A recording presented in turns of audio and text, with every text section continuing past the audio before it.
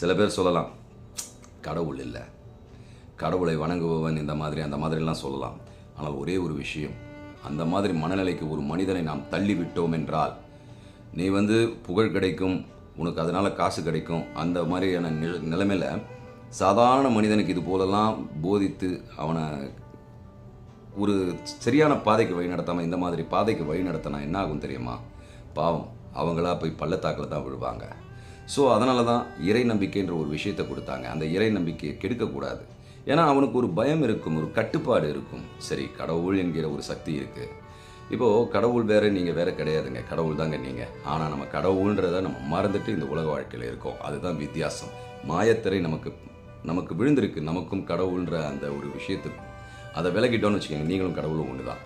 அதை விளக்க தெரியாத போது உங்ககிட்ட போய் குழப்புற மாதிரி, அதாவது நமக்கு மத்தியில் குழப்புற மாதிரி, கடவுள் இல்லை, அதை வணங்கக்கூடாது, இப்படியெல்லாம் சொல்கிறாங்கன்னா கேட்காதீங்க.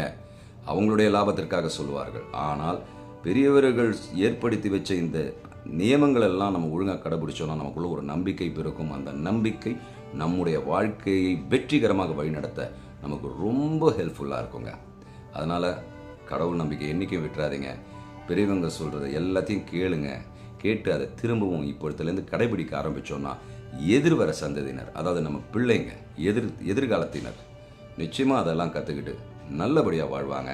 அவங்க வாழ்க்கையிலையும் சந்தோஷத்தை அவங்க அனுபவிப்பாங்க.